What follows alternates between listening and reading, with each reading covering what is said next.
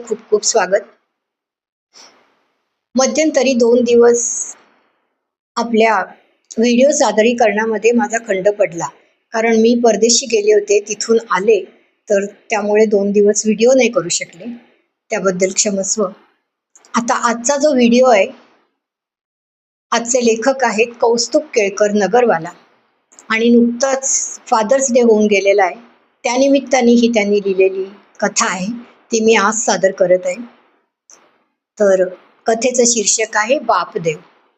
फक्त त्यापूर्वी आपली नेहमीची सूचना, जर आजचा व्हिडिओ आणि कथा आवडली तर जरूर लाईक, शेअर, कॉमेंट आणि सबस्क्राईब करा, कारण ह्या सर्वांचीच मी वाट बघत असते. तर ऐकूया आपण. आजचे लेखक आहेत कौस्तुभ केळकर नगरवाला आणि कथेचं शीर्षक आहे बापदेव. बापदेव. भांडण कधीच नव्हतं. प्रेम नो कॉमेंट्स. बहुतेक आहे, पण प्रेम व्यक्त करण्याची पद्धत नसते त्यांच्यात. तो आणि त्याचे बाबा, 2 टोकं, 2 बेट, फक्त 300 किलोमीटरचं अंतर. महिन्यातून एखाद वेळी तुटक बोलणं, हयातीचा दाखला दिल्यासारखं. एरवी अंदाज आपला आपला. त्याचे बाबा डिट्टो जमदग्नी, गावातल्या एकुलत्या एका शाळेचे मुख्याध्यापक, भयंकर कडक आणि तापट. त्याचं बालपण शिस्तीच्या काटेरी कुपणात फाटून गेलं. त्याच्या मानेवर सतत अपेक्षांचं ओझं. मनमुराद बागडताच आलं नाही कधी. बापाची भीतीच जास्त वाटायची. भीतीच्या त्या डोहात बापाविषयीचं प्रेम बुडून मेलं. बापही शिस्तीच्या दबदब्यात वाहवत गेला. बापाच्या जिंदगीतली शाळा कधी संपायचीच नाही. घरी आलं की पोराची शाळा, अभ्यास, व्यायाम, खेळ, सगळं कसं अगदी शिस्तीत. पोरगं ऑलराऊंडर झालं खरं, पण बापापासून लांबच लांब पडायचं. घराबाहेर जास्ती मोकळं वाटायचं त्याला. तो संधी शोधत होता. 10वी झाला आणि गावामध्ये पुढची सोय नव्हती. मग तिथनं डायरेक्ट पुण्यात आला. खरं तर त्याला शिकायला बाहेर ठेवणं हे त्याच्या बापाला अगदीच अनपरवडनेबल. पोरासाठी त्यानं सगळ्या हौशी मारल्या. अख्खं काटकसरीत आयुष्य काढलं. तरीही जेवढं केलं ते सगळं बोलून घालवलं. दोघांमधलं अंतर हे तेवढंच राहिलं. कधी दिलकी बात नाही, निवांत गप्पा मारणं नाही, कुणाचं काहीच अडलं देखील नाही. त्याचं 12वी, इंजिनिअरिंग सगळं हॉस्टेलच्या साक्षीनं. चांगली नोकरी, कांदे पोही मनपसंत छोकरी. आता कॉलेजात पोचलेला त्याचा मुलगा. सगळं अगदी छान चाललंय. तरी कधीतरी त्याला त्याचे बाबा आठवतात.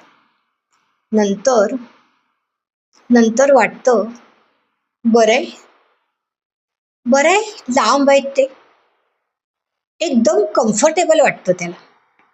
एवढा मोठा झाला तरी अजूनही बापाच्या नजरेला नजर देणं टाळतो तो.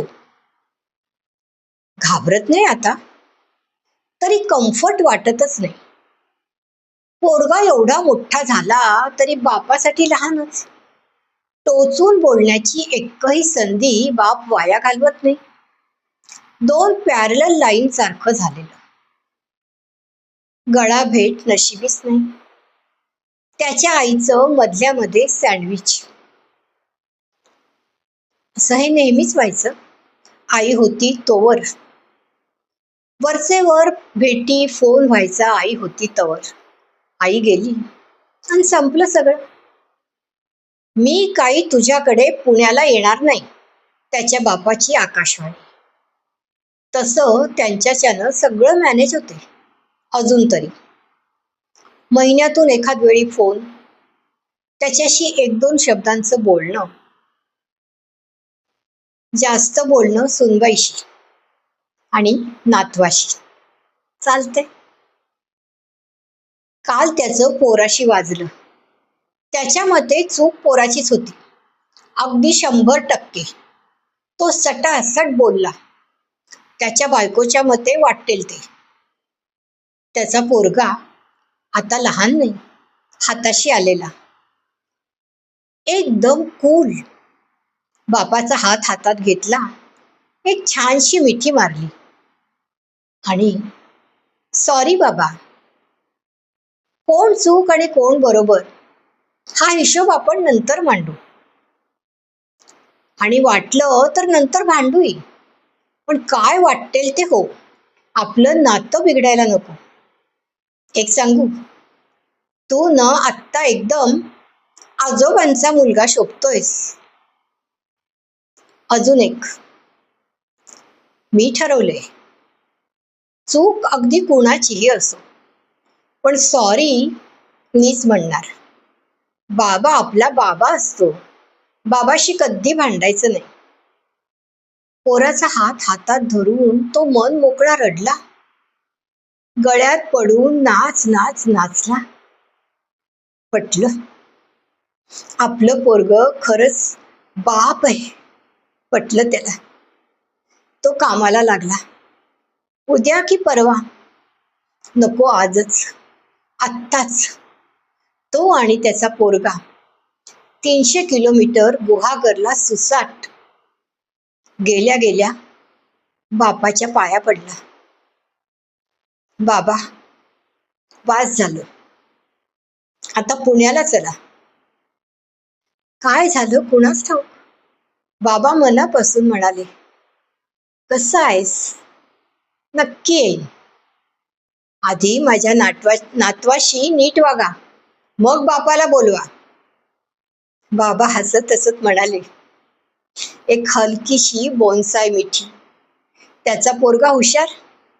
तिघांचा मस्त सेल्फी काढला. बरं चला, आधी देवाला जाऊन येऊ. काल, आज, उद्या तिघं गावच्या देवळात गेले. मंदिराच्या दारातच पाटी दिसली. श्री बापदेव प्रसन्न. तिघही मस्त हसले. कोणीतरी काहीतरी म्हणल्याचं ऐकू आलं की याच महिन्यात फादर्स डे होता म्हणे.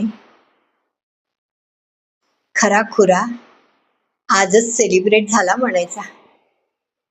बापदेव प्रसन्न. धन्यवाद. लेखक आहेत कौस्तुभ केळकर, नगरवाला, आणि सादर करती आरती गुप्ते.